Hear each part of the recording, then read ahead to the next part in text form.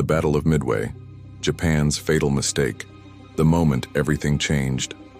4 Japanese aircraft carriers burned on the morning of June 4, 1942. Inside those infernos, 248 aircraft melted into twisted metal.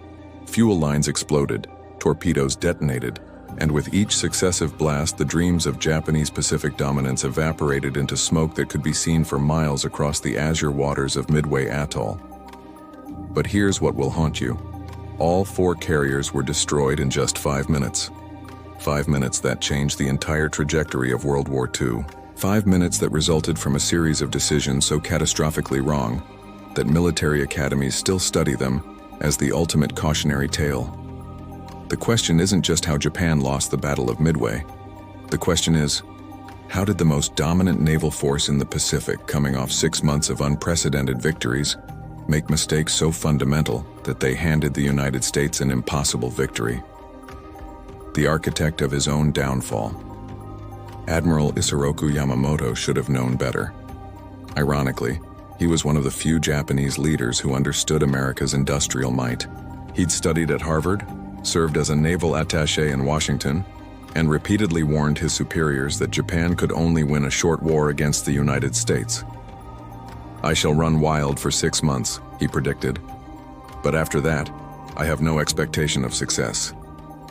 6 months after Pearl Harbor, Yamamoto stood at a crossroads. He delivered on his promise. Japan controlled an empire stretching from Burma to the Solomon Islands. But instead of consolidating these gains, he made the fatal decision that would define his legacy. He would lure the American carriers into a decisive battle and destroy them. The target? A tiny atoll called Midway, strategically positioned 2,300 miles northwest of Hawaii. But here's where the first cracks appeared in Japan's armor. Yamamoto's plan wasn't just complex, it was absurdly complex. He divided his forces into 8 separate groups spread across thousands of miles of ocean. He planned simultaneous operations at Midway and the Aleutian Islands. He assumed the Americans would react exactly as he predicted, and most critically, he assumed that the element of surprise belonged to Japan. It didn't. The code breaker's invisible victory.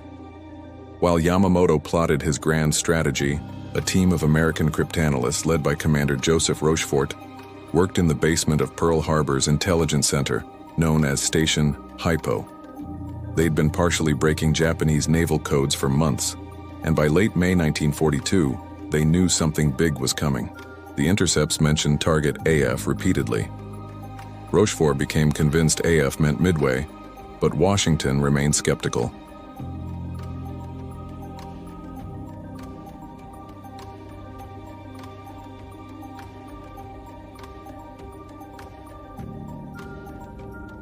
Two days later, Japanese communications reported that AF was short of water. Admiral Chester Nimitz, commanding the Pacific Fleet, now possessed what Yamamoto thought impossible. He knew where and when the attack would come. It was the intelligence equivalent of reading your opponent's cards in a poker game. But Nimitz still faced daunting odds. Yamamoto's force included 165 ships, including 4 fleet carriers with 248 aircraft. Nimitz could muster just 25 ships, 3 carriers, and 233 aircraft. The Americans would need the perfect ambush, and they'd need luck. The Dance of Death begins June 4, 1942, dawned clear and bright. At 4:30 a.m., Japanese Admiral Chuichi Nagumo launched 108 aircraft from his 4 carriers, Akagi, Kaga, Soryu, and Hiryu, toward Midway's defenses.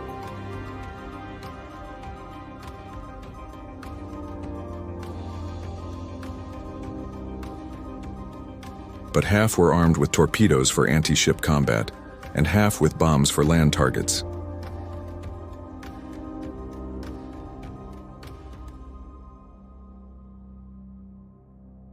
Carriers he wasn't sure existed.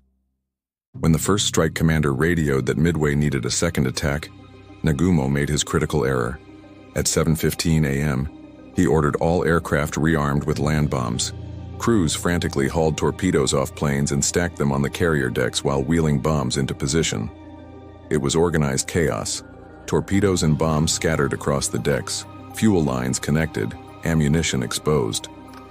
Then, at 7:40 a.m., a Japanese scout plane radioed, "Enemy ship sighted." Nagumo's blood must have run cold. 20 minutes later came worse news. The enemy force included a carrier. Now Nagumo faced an impossible choice. His planes were armed for Midway, his returning strike force was low on fuel, and needed to land immediately. And American carrier planes could arrive at any moment. At 8:35 a.m. he made his decision. Recover the Midway strike force first, then rearm everything for an anti-ship attack. The torpedo crews who had spent an hour removing torpedoes began frantically reattaching them. More ordnance piled up on the hangar decks. More fuel lines stayed connected. The 4 Japanese carriers had become floating bombs, and American torpedo bombers were already inbound. The torpedo squadron sacrifice. What happened next represents both the worst and the best of American naval aviation on that fateful day. Starting at 9:20 a.m., 3 separate torpedo bomber squadrons, flying slow, obsolete Douglas TBD Devastators, attacked the Japanese fleet with extraordinary courage and devastating futility. Torpedo Squadron 8 from USS Hornet went in first. All 15 planes were shot down. Only 1 man survived. Torpedo Squadron 6 from USS Enterprise lost 10 of 14 planes. Torpedo Squadron 3 from USS Yorktown lost 10 of 12. Out of 41 torpedo bombers, 35 were destroyed without scoring a single hit. The Japanese fighter pilots, flying their nimble Zeros, had committed a massacre. As they circled low over the water, downing the last American torpedo bombers, they'd won a victory that felt absolute. They had no idea that their triumph had sealed their doom. 5 minutes that changed the war. Because the Japanese fighters were at sea level, slaughtering torpedo bombers, they weren't at 20,000 feet where 3 squadrons of American dive bombers had just arrived. Lieutenant Commander Wade McCluskey, leading Enterprise's dive bombers, had flown beyond where the Japanese carriers should have been. Nearly out of fuel, he'd made a desperate decision to follow a Japanese destroyer, which led him straight to Nagumo's fleet. At almost the same moment, Yorktown's dive bombers arrived from a different direction. At 10:22 a.m., 54 American dive bombers rolled into their attacks on 4 Japanese carriers, whose decks were covered with fuel lines, bombs, torpedoes, and fully fueled aircraft. Kaga took 4 bombs in 2 minutes. She was burning within seconds. Soryu took 3 bombs. Her engine room exploded. Akagi, Nagumo's flagship, took just 1 bomb, but it struck the edge of the elevator, penetrating to the hangar deck where the armed and fueled planes waited. The secondary explosions began immediately. By 10:27 a.m., 5 minutes after the first bomb fell, 3 Japanese carriers were finished.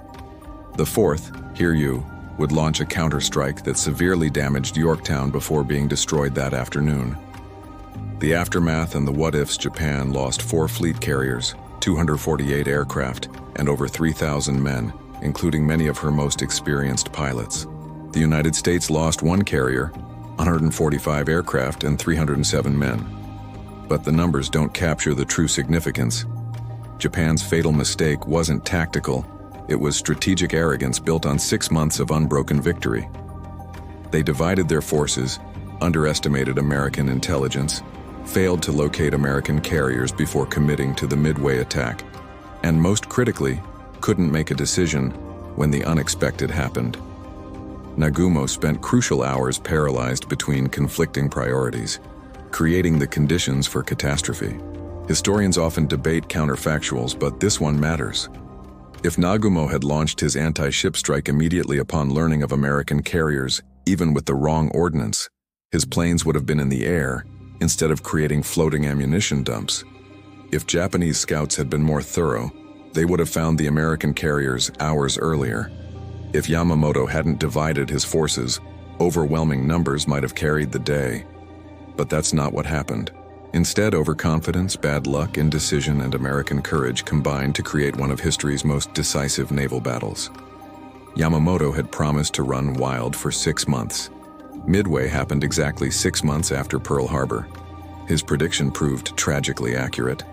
Not because Japan's string of victories ended, but because they'd planted the seeds of their own defeat in how they pursued those victories. The burned carriers of Akagi, Kaga, Soryu, and Hiryu never made it back to Japan. They rest on the Pacific floor near Midway Atoll, monuments to how quickly dominance can turn to disaster when fatal mistakes compound with stunning speed. 5 minutes. That's all it took to change everything. And those 5 minutes resulted from decisions made in Tokyo conference rooms, Pearl Harbor basements, and on carrier flag bridges across thousands of miles of ocean. War isn't won or lost in moments. It's won or lost in the choices that create those moments. Japan's fatal mistake at Midway wasn't what happened in those 5 minutes. It was everything they did to make those 5 minutes possible.